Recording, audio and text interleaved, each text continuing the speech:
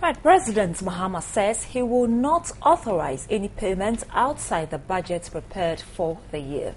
He said demands by the striking doctors have the tendency to adversely affect the implementation of the single spine pay policy.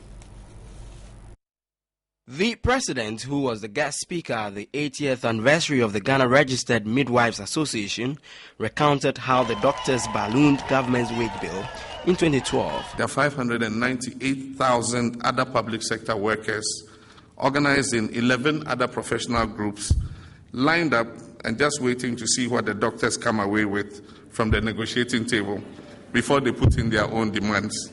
This will adversely affect the single spine pay policy and could result in breaking the spine.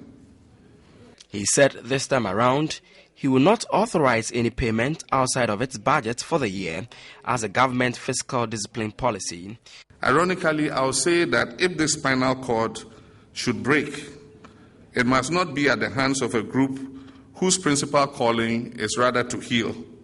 Any agreements that are reached in respect of allowances or conditions of services would have to be appropriately captured in the budget.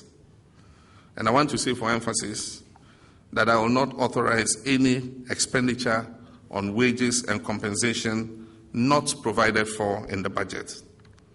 Fiscal discipline requires that not a single pesewa is spent on remuneration outside what has been budgeted for. I'm determined to hold the line no matter the political cost. The president lauded the Ghana Registered Midwives Association for adhering to laid down procedures for negotiating for their conditions of service. But let me express my appreciation to you for keeping faith with the negotiation process. Government will negotiate in good faith and will at all times provide you in a transparent manner all the information that is required to enable you make a determination on what is fiscally possible and what is not.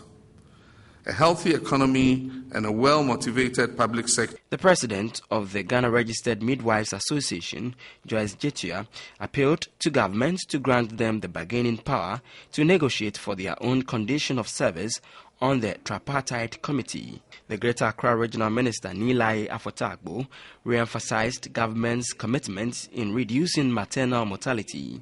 The president of the International Confederation of Midwives, Frances de Sterck, noted the key role of midwives, touching on the need to safeguard their welfare. The theme for the celebration is delivering and caring for 80 years and beyond.